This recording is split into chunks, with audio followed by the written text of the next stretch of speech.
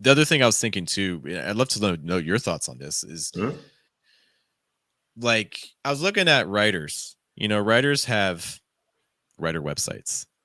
And I posted actually a little poll about this on Threads, and I just like asked people like, how many people in the last month have clicked on your author website? You know what I mean? And the numbers I was getting, it's just not happening. So the reality is people are spending money on their Squarespace, on their Wix and things like that to get that one or two people that click on their website. And I was like, I used to have an author website as well. Mm. But then I was like, you know what?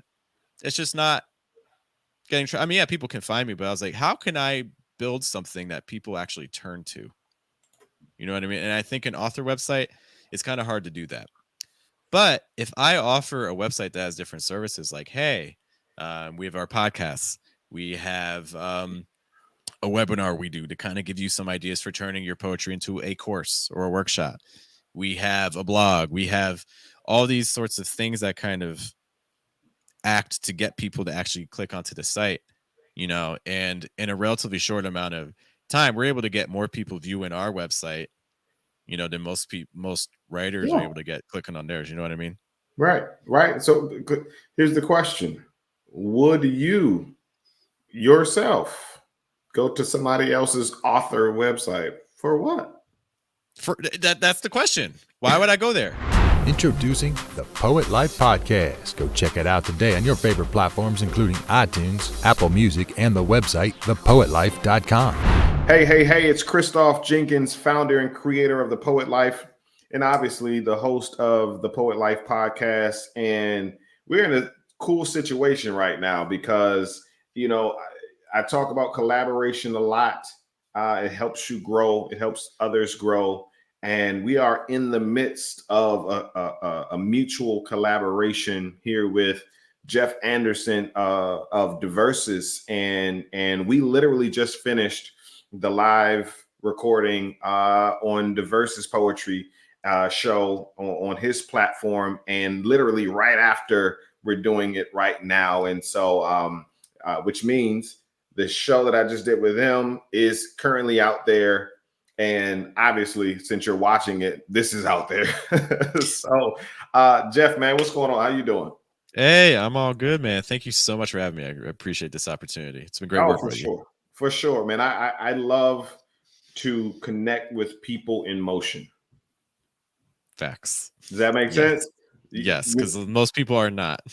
Right. It is. It's like, all right, cool. He's already moving. Let's move along Hmm. together, right? And Hmm. so Hmm.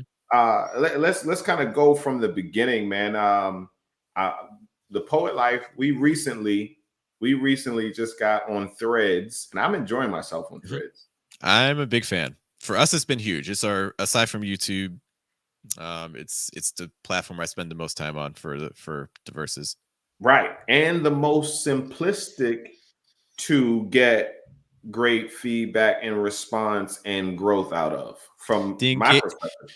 the engagement, especially for the numbers of people you have, like starting off for the size, Right. I haven't seen anything like this in a long time.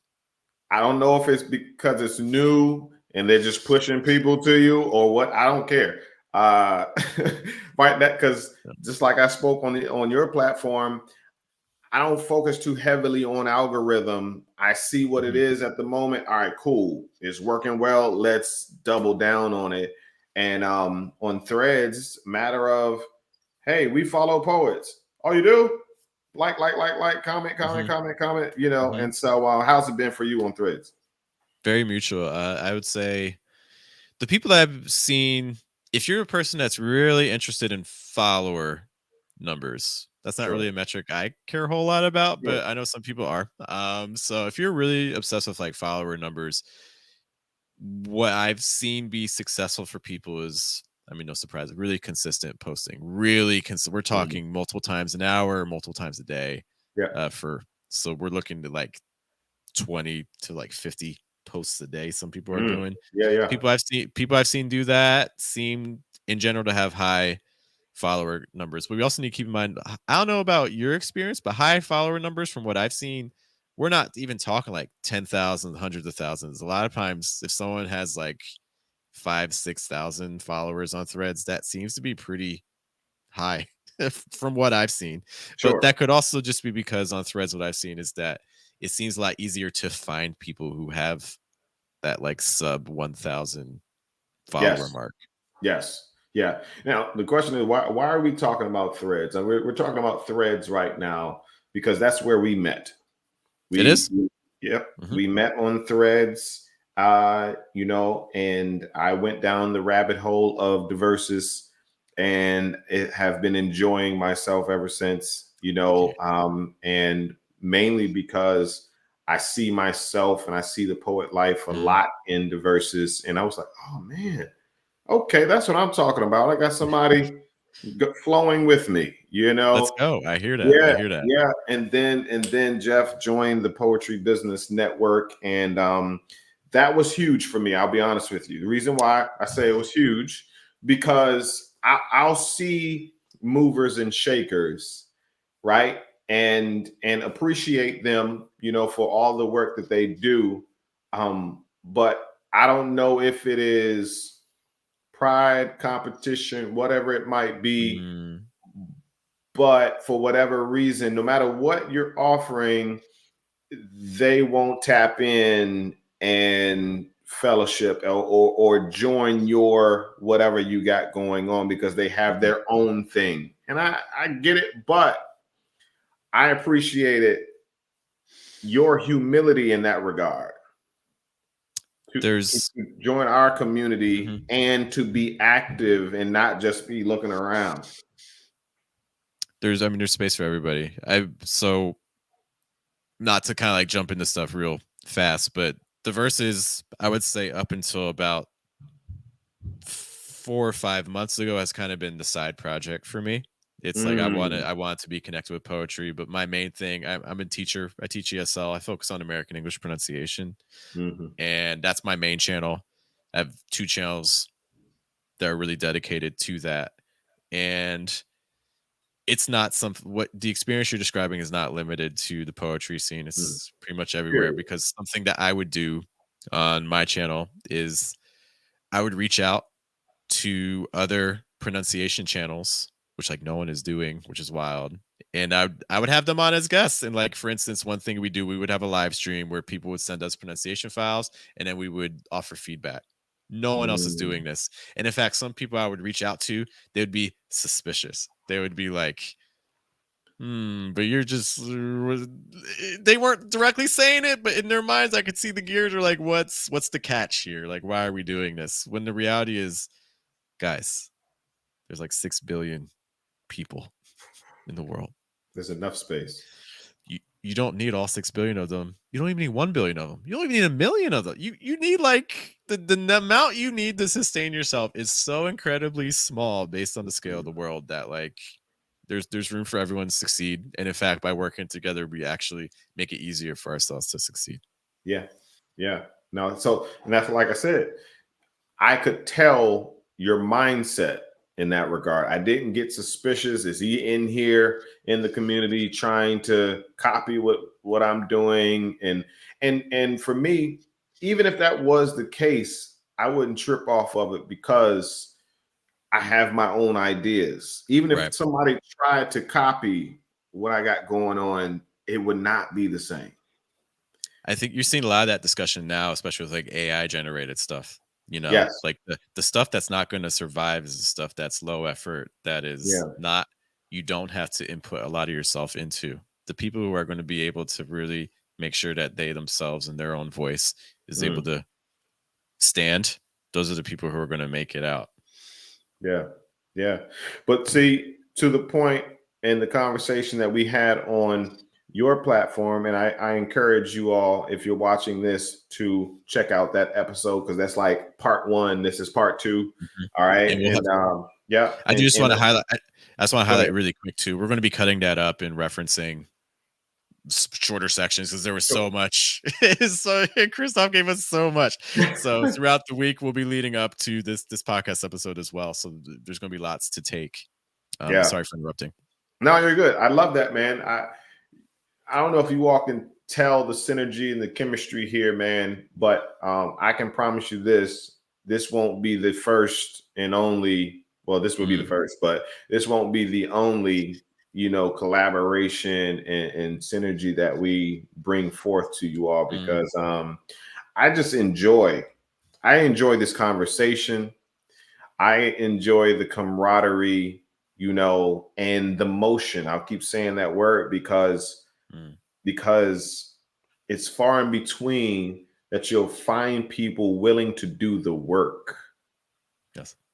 Right? I can tell that you're in the lab in silence or with music, but you're back there doing the work, and that's why your presentation is so crisp and clean, and you got the hat on that says diverses.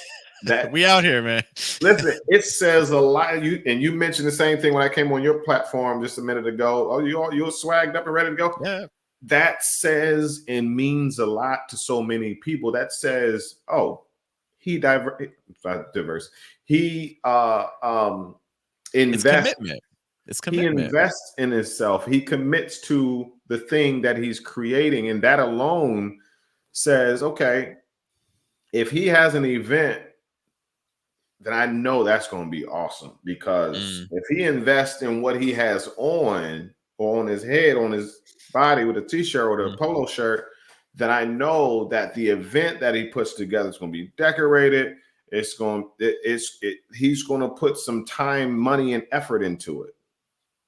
That's really interesting you say that, because some people see like the branding and stuff like that, and it can be a turnoff as they put on their Nike hat, or as they put on their Jordans, or as they put on whatever it may be. Like, we're so willing to take the work of others and put it on ourselves, but when it comes to doing our own work ourselves and owning it, you don't see that as often, right?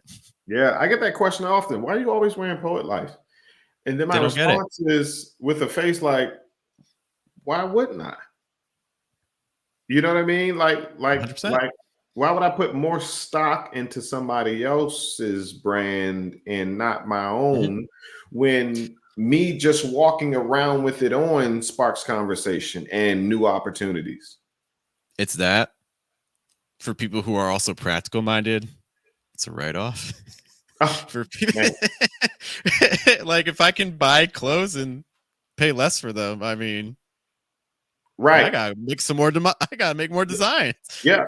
But not only that, though, the clothes that you buy that has your likeness on it becomes your uniform. Facts.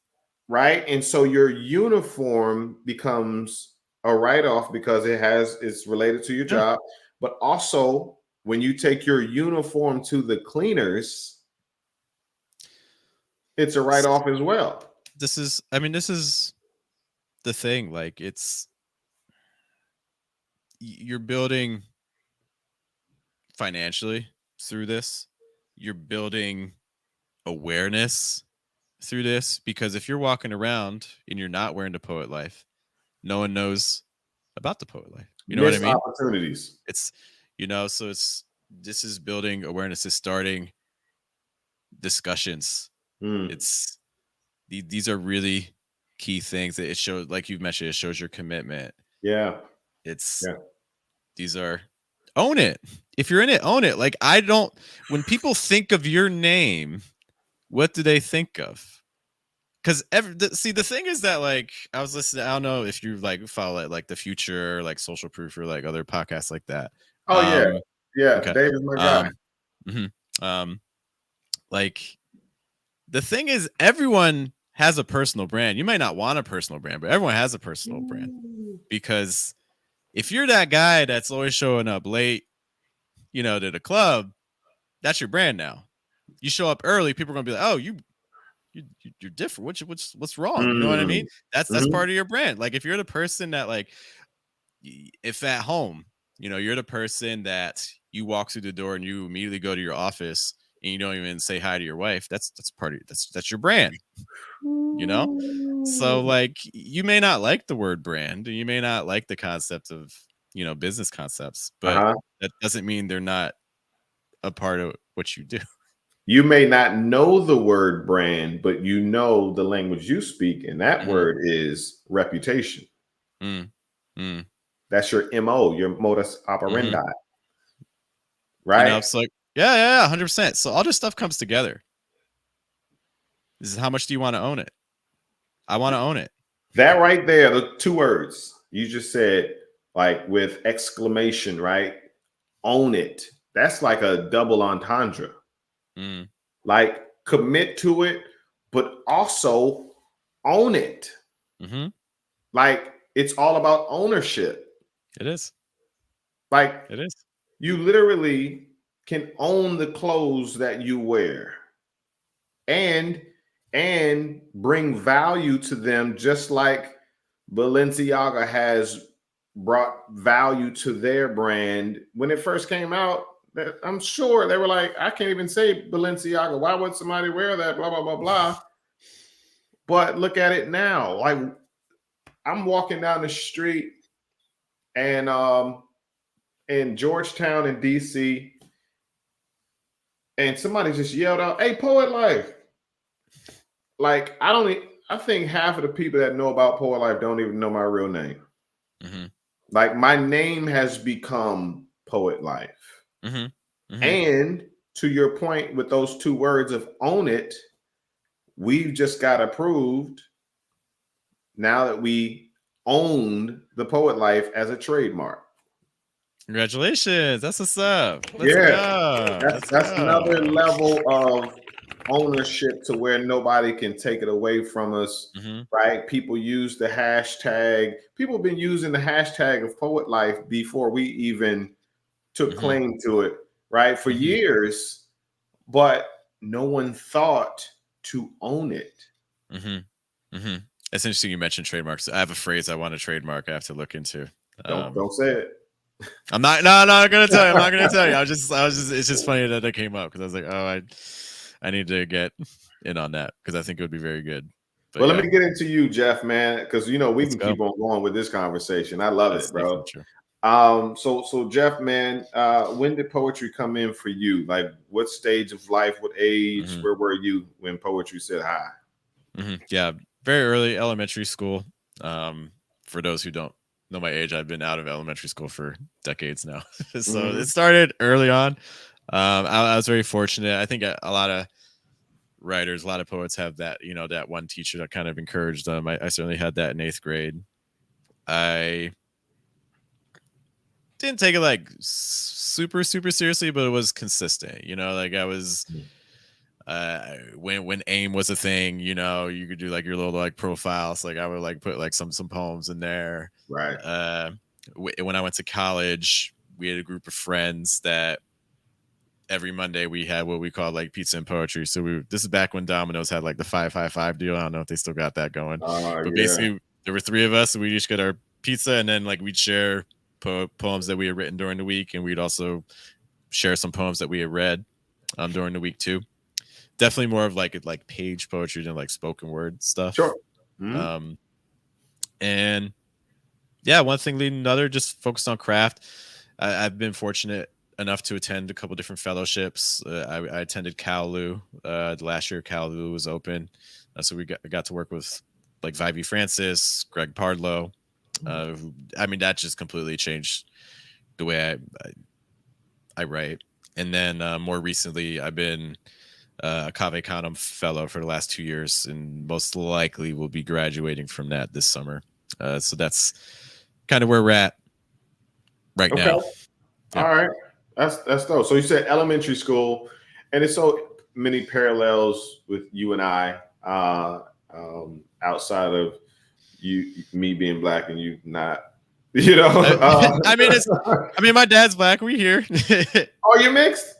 Yep. It's look, my hair is like super. When it's short, it gets super Got straight. you. But when it's longer, Got it gets you. curly. Oh, okay. All right. Got you. Sweet. Like Yeah.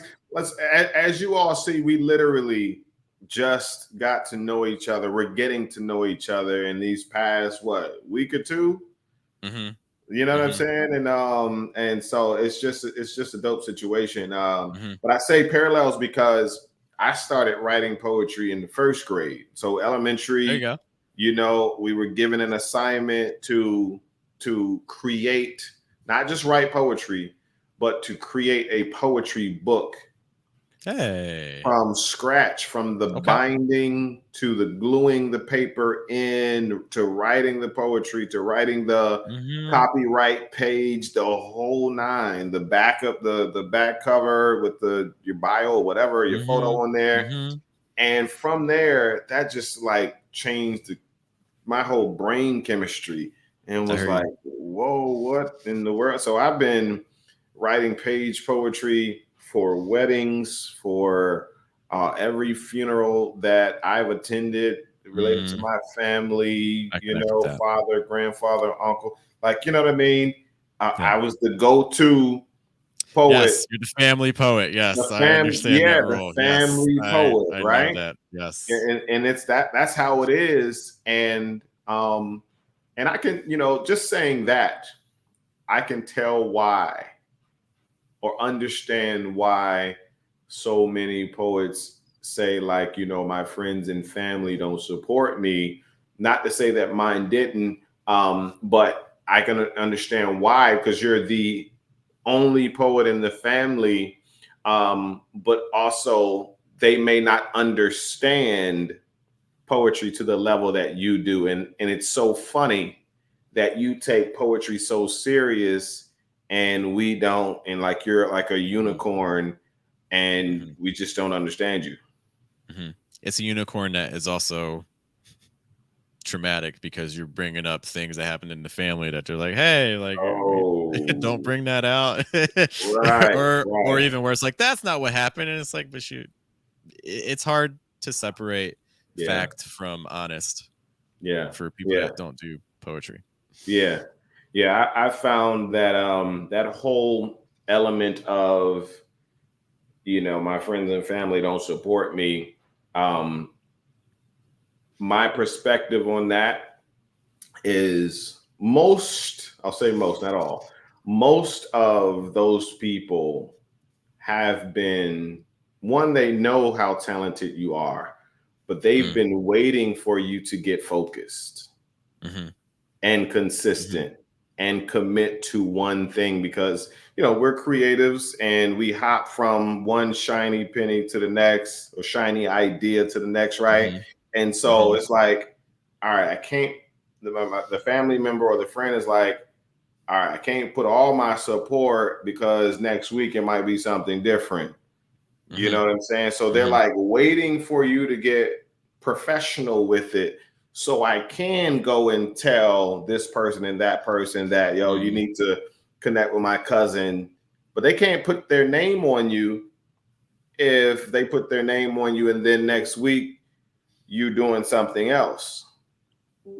You know what that's I'm true. saying? So Mhm, that's a part mhm, of the they don't support me, that a lot of creatives, not just poets, but entrepreneurs, you know, mhm, we've hopped from one business to the next, but once we start to get serious about one thing and we start to grow that one thing, we'll mhm, start to see the support come from those loved ones that have mhm, been waiting for us to get serious all along. mhm. It's them. It's interesting because there's this fear that's often involved with this discussion as well. I think in terms of, oh, how will my family respond?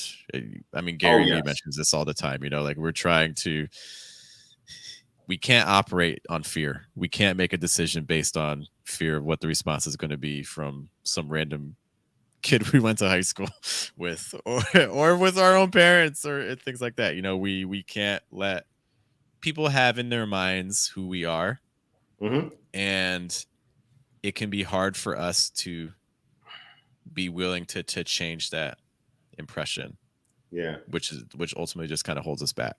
Yeah, So we for have to be sure. careful. So how did you figure it out, right? Like, you from elementary school to teens, right? What was the transition for you to say, I want to do more with this? Hmm.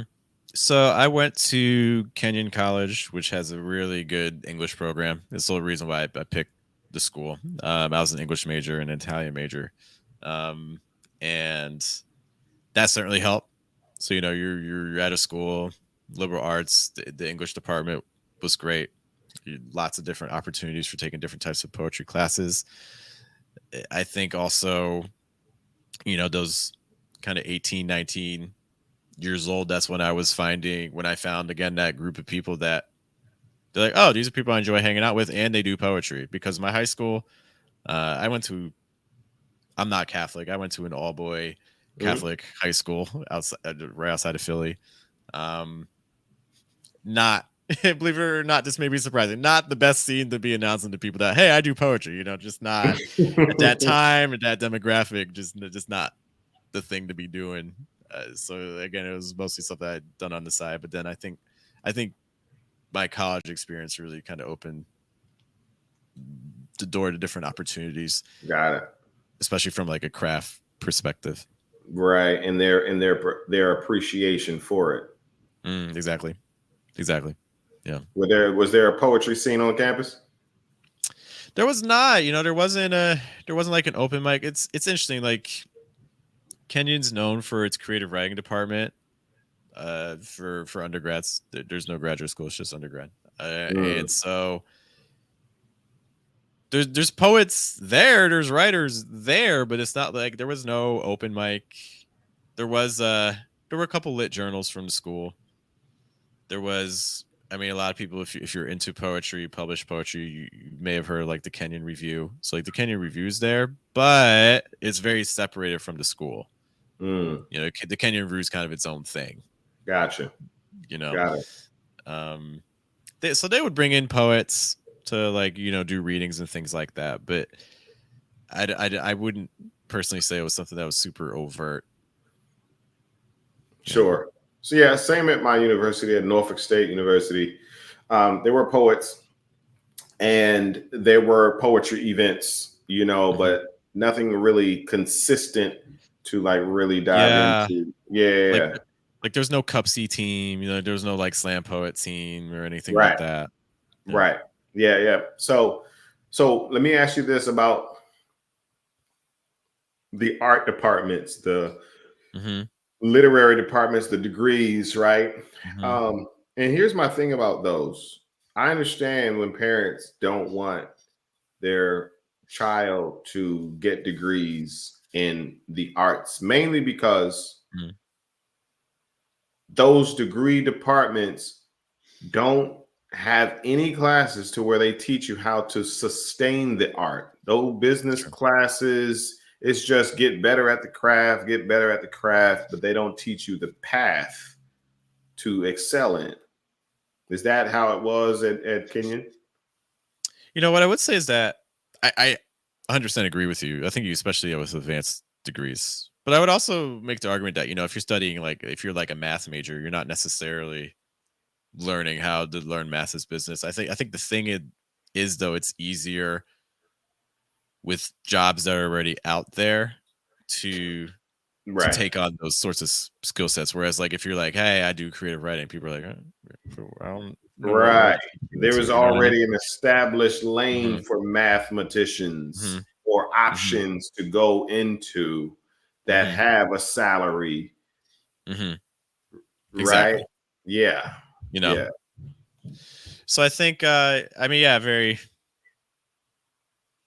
There was nothing business related. It was, I think, a lot of people studying for the English degrees are people thinking about, oh, I like English, so I'll become a professor. It's just a very tried and Mm, true for the last 300 years of I'm just going to focus on academia as the mm. root. You know what I mean? And then becomes a cycle of student, Yeah. professor, student, I professor. mean, it's been that way for so long now. It's and maybe out of necessity. I think it's only within the last like 5-10 years that it's suddenly becoming readily apparent that Mm. there are alternatives out there Yeah. if you want there to be. Yes. And if you're willing to work on it. Um, but yeah, no, in terms of like just business training, finance training, things like that. Yeah, Yeah. nothing, nothing. Yeah. Yeah. It's interesting in that way, man. All right. All right. So where are we now? Where as far as timeline wise for you? Mhm. The elementary to the high school to the college, right? So where is Jeff as it relates Mhm. to seeing that it's a possibility to take poetry to the next level? Mm. Honestly, I'm not thinking poetry business for several years. So Got it. just kind of fast track what happens after. Like, um, we moved. My wife and well, at the time girlfriend. We moved down to Texas. We would go down to San Antonio for a couple years. I get my master's degree from UTSA. Um, In and what? I'm doing ESL, so TESOL, Yeah. ESL, so teaching English as a second language. And Yep. so I'm basically working at a language center. I know you spent some time abroad teaching, which is cool. Yep. But In I'm Korea. basically working at a domestic language center. And I think one of the things you see with ESL is most people who do ESL domestically, if you work at a language center, probably long term your goal is to move abroad. I mean, it's like we had fun down in Texas. We were down for a couple of years. But then everyone moves because everyone's going to like Saudi Arabia, Oman, or Korea and things like that, Mm, you know. So you know, my girlfriend, we were deciding that like, oh, we want to kind of take the next step. So we're, staying domestic. It would be much harder for her to get a job abroad. So we stay in the US. We moved back to Ohio. And I think once we moved back to Ohio, I'd still been writing, but things started getting a little bit more active. We moved to Columbus. Columbus pre-pandemic had a very active poetry scene, super super active. Pretty much every single mm, day of the week you could find a poetry show, every mm, single day of the week. So if you don't have kids and you're in your 20s, you could just be poeting out, going to stage to stage to stage. mm, This is also around the time too when I was teaching at I was able to transfer to a different language center and take on more of a director role. mhm, And on the weekends I was like, you know what, I'm just gonna start teaching English online on the side. So like just right around 2016, I started kind of doing some online teaching just to kind of get some credentials online. Wasn't thinking of doing it full time, mhm, but then it turned out to be super beneficial because a couple years later, our language center closed because I'm working at ESL, and you're probably aware of this, but ESL I think is one of the first fields that gets what happens globally. So like if oil prices go down, oh cool, you just lost your Saudi Arabian markets, you lost your Middle Eastern markets, you lost Brazil. If the dollar goes up, okay, cool, you just lost China. It's like you're very much tied to the global economy with mm, ESL. And so our language center shut down. So I had to shift all my operations online. And I promise this connects to poetry because basically I started my poetry I started my teaching YouTube channels and things like that. I started learning how to make video. I learned, oh, camera. Oh, mm, this is how you get the blurry background. Oh, cool. Like microphone, sound, lighting. Like I started learning all these things that are really helpful for video. And I started doing a poetry podcast. I would say maybe about 2 years ago with a friend of mine who I met through the poetry scene. And then I would say within the last, again, like 4 or 5 months, we're like, you know what? I've learned a lot about video production and sound, um, and lighting. Maybe it's time to apply all the lessons I've learned from like my pronunciation businesses. Cause at this point, it's just me, everything I yeah. know about finding clients and things like that is things I've learned just from running my pronunciation business. Let's start applying some of this to poetry. So that's kind of the quick rundown of how we That's got good. here. That's Yeah. interesting. It's time to create an unforgettable experience at your next event with The Poet Life by booking a keynote poet. Poets excite your audience with motivating messages, charismatic delivery, colorful rhythm, powerful prose, and heart-filled stories with a style of spoken word that's tailored specifically to your event. The Poet Life has keynote poets in your city of all ages and backgrounds. Visit thepoetlife.com to learn more and book your poet today. That would make sense though, and I like that mindset because that's how you see the possibilities in poetry. Mhm. Mhm. That's how you make the connection. English, TESOL, ESL, pronunciation. When in your poetry, you have to enunciate. You have to make sure people hear your words, and you can leverage poetry to even teach them. Oh, you can. So Ooh, much. Like there's so many. mm, I'm not big into slam poetry, but one of the things that I think you see a lot with slam, just having taught pronunciation, it's really interesting seeing what people do on slam because 99% of people doing slam feel the same. They're all yeah. doing the same way. They're yelling, first of all. They're Mm, talking fast, and then they'll do their really dramatic pause. And then they'll go back to yelling really fast. It's like, it's everyone's using the kind of the same cadences and rhythms where it's like it's the same thing working with my students. English is really focused on contrast. So there's times mm, where you really need to go fast, but there's times you need to slow down. There's times you go loud, there's times you go quiet. and There's emphasize, variations you can emphasize. do with your pitch to take things low. Like there's so many more tools that your voice can do that I've learned just by teaching pronunciation that can certainly carry over to, delivering a poem on stage in a non-traditional way that is still very, very, and maybe even more so effective. That's so You know? good. And now you Yeah. stand out as a trainer, as a enunciation pronunciation trainer, because you're not, again, you're a unicorn in a positive way, right? Because the others in your lane, they do Mhm. it the regular way, right? But what fun would it be to learn it through poetry? It's Yep, it's interesting. I've thought about that. I don't want to say I've never thought about that. My angle, we're at kind of an interesting position with the verses. It's not. It's very business minded, but we're not quite a business yet in the sense of there's some little things I've done. Like we've earned money. We're hosting a poetry residency. So we had applications for that. There's little like video projects I've done for poets. I think right now because I'm still at the same time trying to get the poetry, like the pronunciation business at a point where it's good, it sustains me, but I want it to be able to also sustain itself without me being directly involved like Sure, all the sure, time. sure. You know what I Yeah, mean?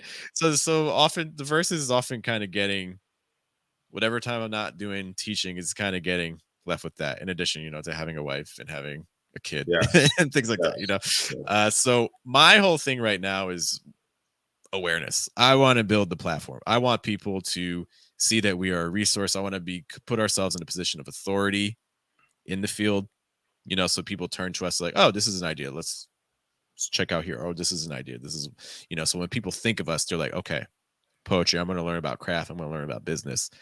Turning to Jeff in the verses. And That's good. the other thing I was thinking too, I'd love to know your thoughts on this is Mhm. like I was looking at writers. Writers have writer websites. And I posted actually a little poll about this on Threads, and I just like asked people like, how many people in the last month have clicked on your author website? You know what I mean? And the numbers I was getting, it's just not happening. So the reality is people are spending money on their Squarespace, on their Wix and things like that to get that one or two people that click on their website. And I was like, I used to have an author website as well. Mm, But then I was like, you know what? It's just not getting. Yeah, people can find me, but I was like, how can I build something that people actually turn to? You know what I mean? And I think an author website, it's kind of hard to do that. But if I offer a website that has different services, like, hey, we have our podcasts, we have a webinar we do to kind of give you some ideas for turning your poetry into a course or a workshop. We have a blog. We have all these sorts of things that kind of act to get people to actually click onto the site, and in a relatively short amount of time, we're able to get more people viewing our website, than most writers are yeah. able to get clicking on theirs. You know what I mean? Right, right. So here's the question: would you yourself go to somebody else's author website for what? That's the question. Why would I go there? Because I think, I mean, this is probably the biggest issue I see with writers, is that everyone's making books. Everyone's making books. I got my book. I made my book. I made my book. I'm writing my book. I'm writing my book. I think you and I are very business minded, and I think a lot of people, that leaves a bad taste. But I think they're misunderstanding what that means. Yes. If you're in business, in my opinion, your goal is to inspire change and to serve. Your goal is to help people. If I'm not helping people, they're not going to come to me. You know what I mean? And I can't do anything. I can have the greatest impact on people if I help them. And the problem is, when you're writing just a book, who are you helping? And I think if you dig deep enough, the answer to that question is you're helping yourself, because you have your own urge to write that you are satisfying. And that's cool. And I don't have a problem with that. That's not wrong. But we also need to be honest, because if the answer is that, oh, I'm writing for myself, I published this book for me, well, then we also can't be upset when no one's buying my book. No one's talking to me about my book. No one's clicking on my book. You know what I mean? That's why I said we have very similar lanes and parallels, because we think the same in many regards, because that is a defense mechanism. If we're going to be honest, no one is publishing a book for themselves. That makes no sense. You're not going to spend money and time and effort writing and publishing a book for yourself. You wrote and published a book for others to read it and for it to help them. However, if it does not reach them, it will not help them. Without the mindset of learning how to reach them, you will not help them. In turn, you will not sell the book. You won't even give the book away.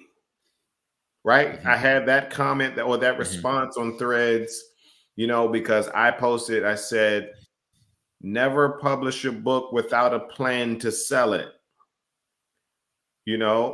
And people attack that. That's wild. Attacked it. You can publish it whenever, however you want to. I said, okay, so let me ask you this one question.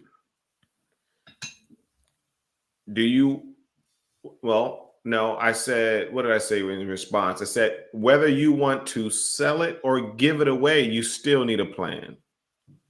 100%. Because free is very powerful if you know how to use it.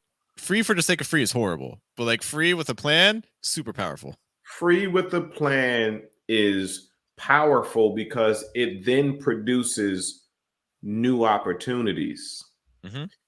So for me, I'm not on the bandwagon of hating exposure. I'm not on the bandwagon of hating people who offer exposure, because I understand, with the business mind, I understand that money is one form of value. It's one form of value exchange, right? You, the artist, have the value in the talent, right? But if I don't have a budget and I'm offering exposure, you, the talent, can then say to me, okay, in lieu of that financial compensation or that value exchange, can I get a table to sell my books? Can you promote me before and after the event? It's a number of ways to be compensated. Can you tap me into your colleagues who can then pay me, who do have budgets, right? Refer me to 3 other opportunities that can pay me. And that's not a problem. That's strategic exposure. It's such a valuable to like. I mean, God, we could spend hours just talking pricing. I think that a lot of times people get, this is definitely more businessy than like poetry, but like the idea that like a price being like a final thing and it's like take it or leave it. It's like, no, it's never that. It's always, we can always negotiate and find a way around, if you're willing to. And if, because it can actually be a turnoff. You could lose opportunities if you're not willing to do that. It's like those sorts of Exactly. negotiations, like, hey, okay, let's do half, but then you're going to help me with this other event I plan on doing or something like that. There's ways, Mhm. if you want to be creative, you can be as creative as you want, especially if Yeah. it's your own business. That can be difficult if you're with someone else's business. But another reason Yes. why you probably want to be starting your own thing, because then you have that freedom. It's The very rewarding if you can. freedom, Mhm. the freedom. And no one is saying leave your 9 to 5. No Mhm. one, I mean, I won't say no one is saying it. There are people saying it, but I like multiple streams of income, Yes. right? And I appreciate the 9 to 5.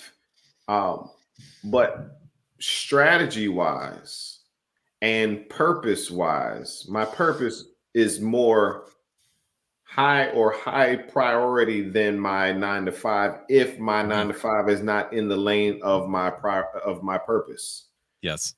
right? And that's my barometer of whether it's a 9 to 5 or Mhm.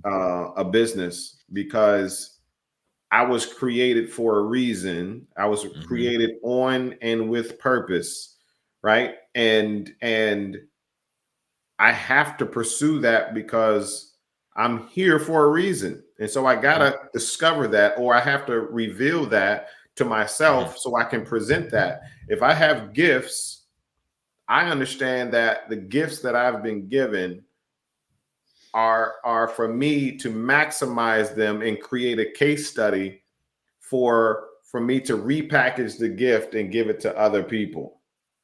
Right. I mean, the word is gift. It's Gift. gifting. And back to the point earlier, it's not just for you. Your poetry it really is not just for you. I think that's you're getting into some arguments that I think can be difficult for some people to understand, that Hmm? by not being able to reach a wider audience with something that you have been, bestowed with or gifted with or talented with, in some ways that actually ends up being actually a very selfish act. There it is.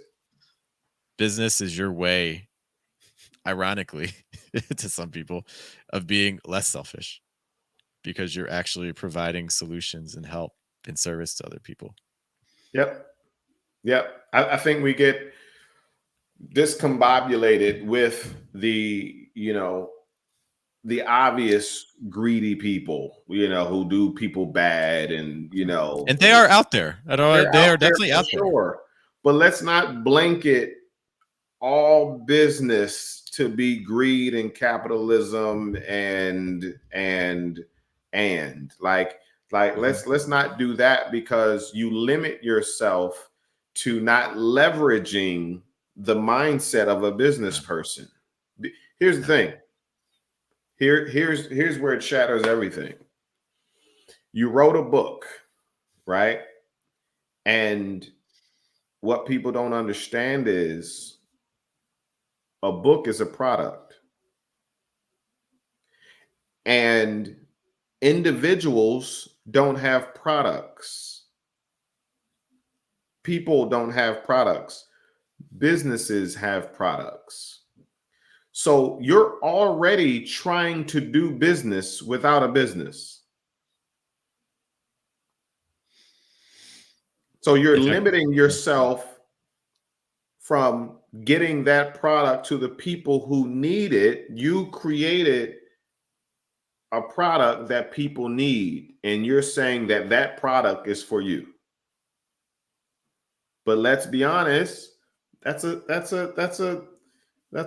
defense mechanism, because you have not figured out how to get the product to the people who need it. And the reason you haven't done that oftentimes is because you're not interested in putting in the work, because you think that's not the work, because you think that the writing itself is the work. That's the beginning of the work. Yeah, man. Like let's, if we're gonna talk about it and we're gonna do this, we have to be honest, bro. We literally have to be honest. And I see it all the time. And that's why I try to make sure that I'm not coming off as beating them up. Right? That's a very difficult. It's hard It's because some hard. people view it as antagonistic. Yeah. I see that. But I want them to Hard. hear my heart, to understand that, listen, I know, you love what you created, but what you created is it may have been for you at first. It helped you, but wouldn't you want it to help somebody else? Of course, yeah, I wanted to help somebody else. Okay. So how are you going to get it to that person if they know nothing about you? You're right. Mhm. All right, cool. Mhm. All right, cool. Now we're talking now. All right, we're not arguing. This is not it really is not an argument. We're It's on the just same team. it's right. It's just enlightenment, and you just didn't know. So now that you know, here's the thing. When you know better, you should do better. Not Mhm. right, because we all know better and we all do stuff we shouldn't do, right? So it's, if you know better, you should, now that you have the information.